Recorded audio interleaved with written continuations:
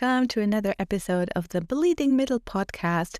We have a new team episode today, and I'm here with my co-host Kiki, my pronouns are she, her. And I am Martha, my pronouns are also she, her. And yeah, Kiki went on adventures again, and we're going to hear all about it. Tell us, Kiki, what did you do?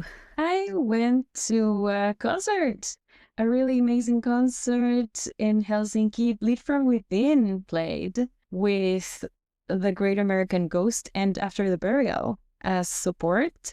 They are touring right now through Europe, and it's a crazy schedule that they have. The grind of the touring band in 2025. They have, I think, 3 weeks of touring throughout Europe and the UK, and then they just have a few days before they start touring Australia. It is rough. Yeah. Wow. I had the very pleasure of speaking with Ali, the drummer from Bleed From Within. Talked about that with him. Let's take a look at our conversation. Hello everyone, this is Kiki for the Bleeding Metal podcast, and I'm here in Tavastia in Helsinki with Ali from Bleed From Within. Hey everyone. How are you doing today? Very well, thank you. Yeah. That's so good to see you, finally. It's been a long time since we've been here to Helsinki. Yeah. I think we were actually talking about that the other day. It's been so long since we've done like a proper extensive tour of like this part of the world, you know. So in Helsinki in particular, maybe 10, 12 years or something since we've been here, I think. So it's very good to be back. Nice. Yeah, it's kind of weird because this part of the Nordic countries are often left out of European tours.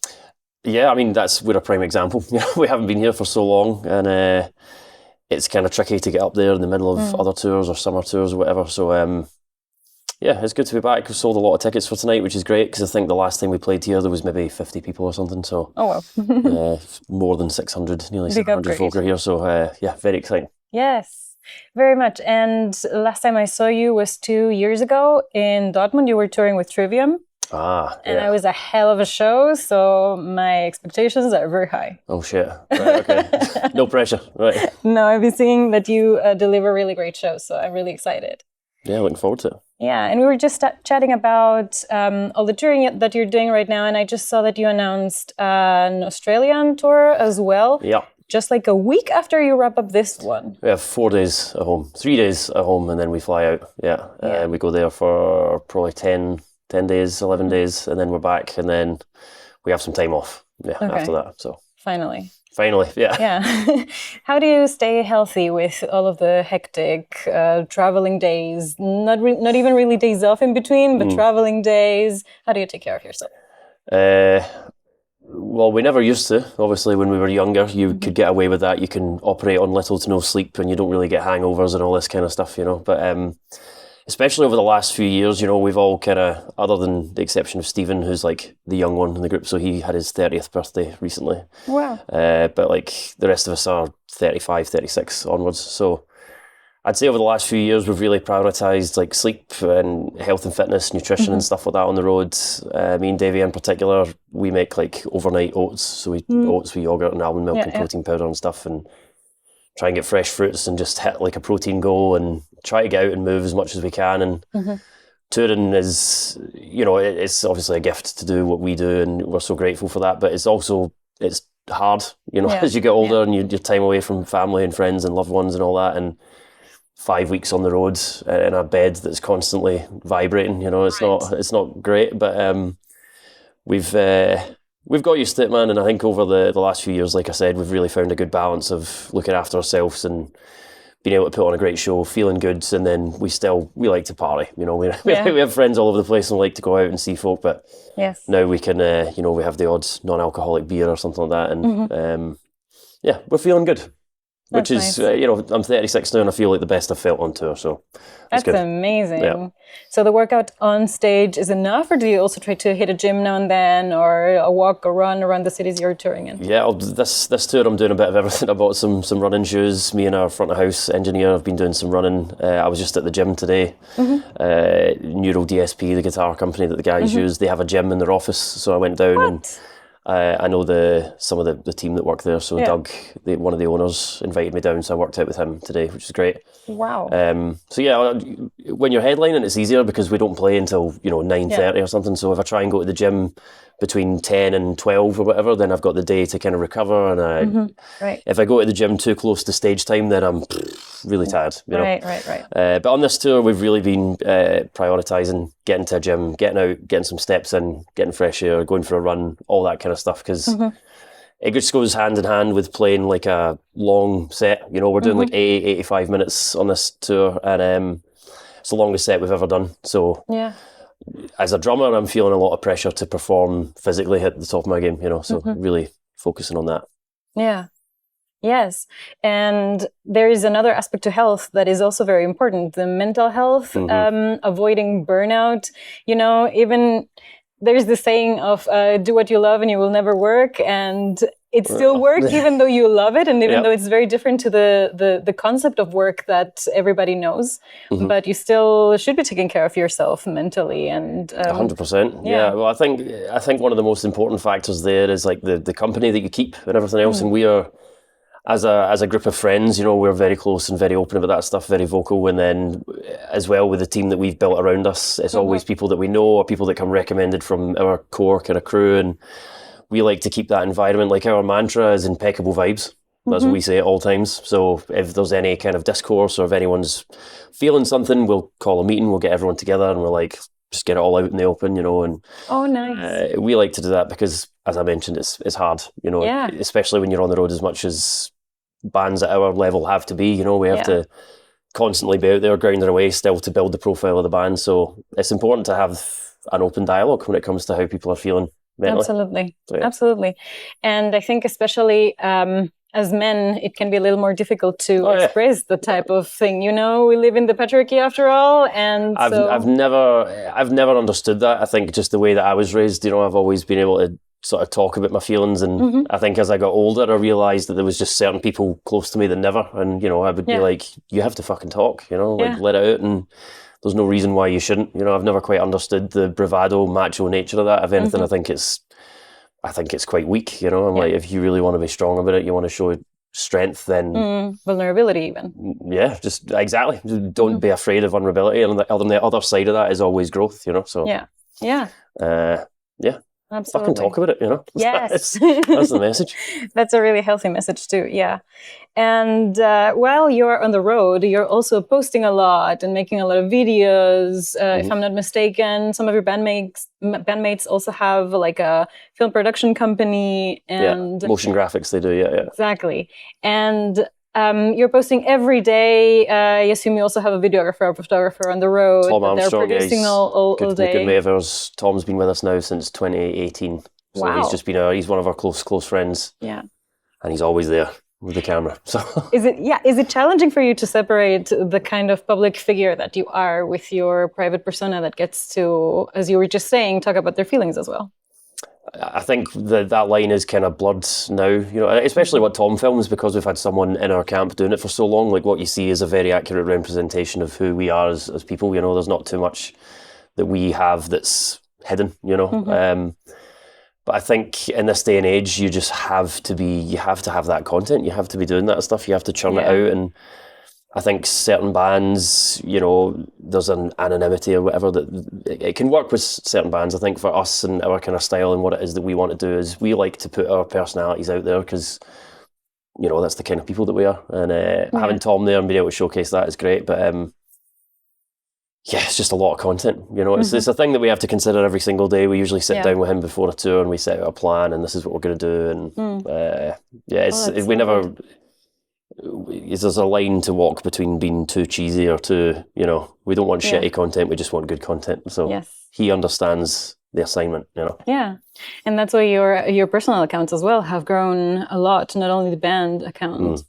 And I am a firm believer in politics seeps through everyone's lives. Do you ever use your reach as for activism, either as a band or personally? I have done in the past, and admittedly I haven't done so as much over the recent years. When we started going to America every year, they do background checks. They'll check your social media and see what you've been posting. This might affect your ability to get a P1 visa or an O1 visa, which some of us will apply for. So honestly, in recent years, not so much.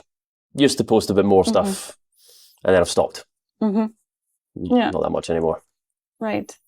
But one of the things that you are doing is spreading Scottish culture, especially with my favorite part of Bleed From Within content, the words. Scottish word with American friends. Yep.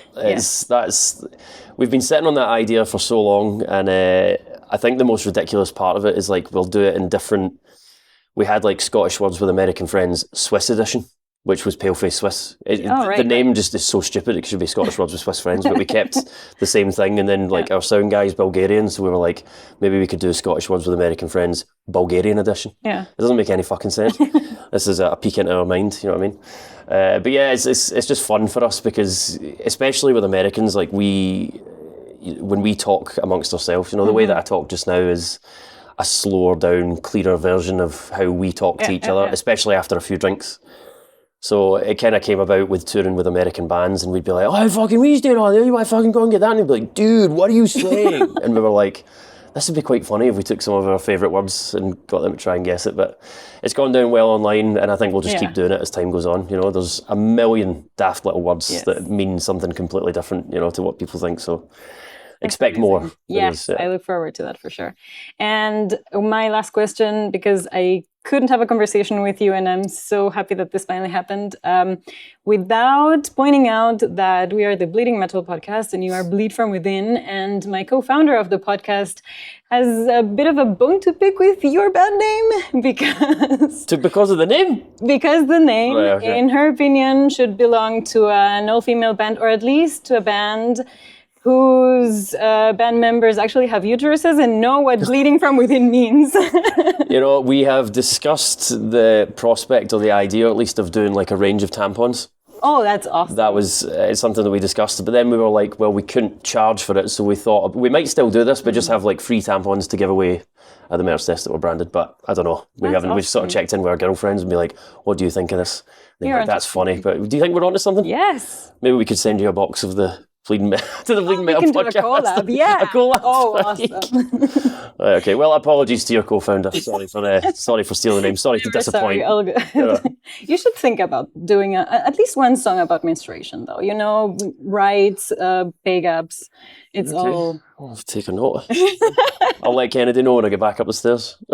Thank you so much, Ali. Thank you. Please invite our audience to the rest of your shows and to listen to your awesome music. Yeah, thank you so much for everyone taking the time to watch this podcast here. Scandinavia, such a great place to visit, and can't wait for the next week of shows. Yeah, cheers.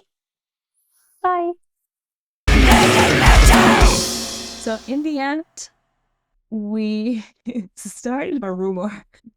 I would really like for this to happen.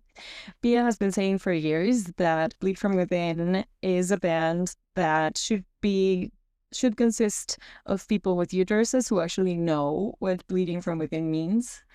And when I told Ali that, he actually said that they had to talk about this at some point and had thought about bringing Bleed From Within branded tampons as part of their merch line. And so I said that we should do a collab and have Bleed From Within and Bleeding Metal tampons. Ali was very nice about it because he also said, like, we couldn't charge for them. So he is actually conscious about how important these things are. And in the evening after the concert, I met up with the band again at the Riff, at the famous metal pub in Helsinki. And we were talking about this with Scott and Ali, the singer and the drummer. And I was telling them about the female company, the Berlin startup, that has been doing a lot of activism and lobby work to get first necessity products like sanitary products for women to get the taxes down.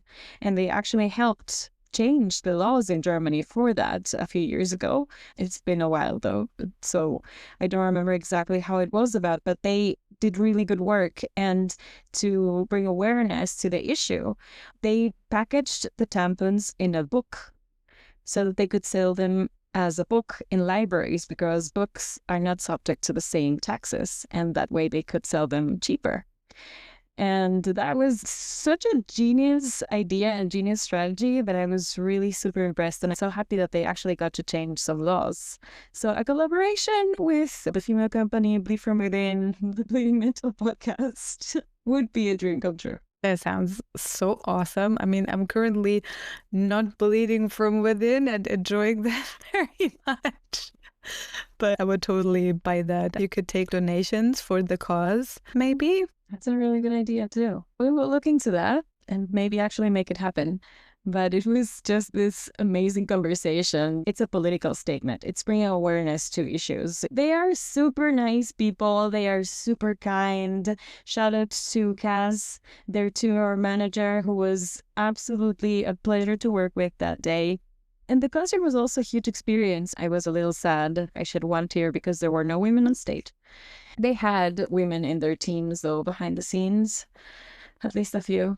But otherwise, the show was really amazing. The Great American Ghost are a very political band, and they had such energy. They were very anti-Trump, and they were very pro-Palestine. They made some statements. The video had one of these like balconies in the back, so that you can also see from upstairs. And I was there for the first two bands, and the singer of Great American Ghost climbed onto the railing, kind of. Okay. There was enough space to stand. Obviously, it was not designed for someone to stand on it. And there was like a protection railing underneath. But I got this empathy-driven fear of heights. I was really deathly afraid that he would fall down, and he was standing right in front of me and singing and performing really well, actually, but he was just standing there, and it would have been a 3-meter fall, and I couldn't look at him. You were like standing there, I will catch you when you fall, I'm here. If you fell to that side, but no, it was really a lot of adrenaline during the show. But that was the last song. They closed with this incredible gimmick performance. In that moment, I also thought, do we see women doing that? No, because women are responsible and don't want others to care and worry about them. I've never seen a woman do crazy shit. I think we're also more risk averse. Yeah, we're going to be worried about the EMT who has to save us and is going to be troubled for seen this whole situation, and we want to protect everyone from that. I don't know. That would be my train of thought at that moment. Don't make a mess for other people. Or actually just, I do care about possibly breaking bones, so I'd rather not run the risk. Yeah. I did realize that you see Jason Allen from Fever 333 during Rock am Ring in Germany climbing onto the beer kiosk thingy, or went onto the Ferris wheel, and it's like, what? I'm too German for that. I would need a Gefährdungsbeurteilung for doing something like that. A risk assessment. Yes, a risk assessment. I also was thinking about what is the insurance policies in that sense? Because I was thinking about that in Germany, the securities would be on this right now. Yeah. We're no fun in general.